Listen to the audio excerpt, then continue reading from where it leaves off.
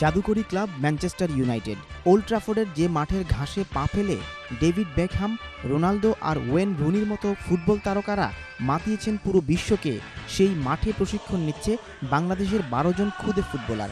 16 বছরের কম বয়সী এই প্রতিভাবানদের 64 জেলা থেকে খুঁজে বের করেছে Airtel rising star.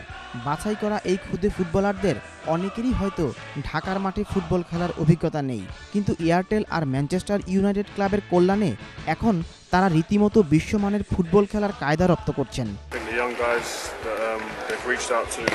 It's a fantastic opportunity for them to travel to places they've never come to Old Trafford, come to Carrington to see us guys and train and just to get a feeling of what it's like in a real professional environment in Manchester United. So শুধু পায়ে বল থাকলেই খেলায় থাকবেন, আর পায়ে বল না থাকলেও যে একজন খেলোয়াড়কে পুরো সময় জুড়ে মনোসংযোগ করতে হয়, সে বিষয়টিকে নতুন অভিজ্ঞতা হিসেবে বর্ণনা করেছেন এই খুদে ফুটবলাররা।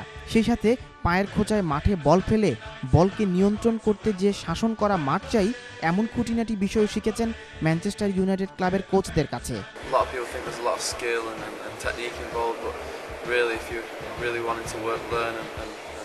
Listen to people around you and the coaching staff around you, you'll go far. 9 দিনের প্রশিক্ষণ শেষে 15 সদস্যের এই দল ঢাকায় ফিরবে আগামী সোমবার। সংশ্লিষ্টদের অভিমত, খুদে ফুটবলাররা তাদের এই অভিজ্ঞতা কাজে লাগিয়ে বাংলাদেশের ফুটবল খেলার মান বাড়াতে সহায়তা করবে। তানভীর আহমেদ, 71, লন্ডন।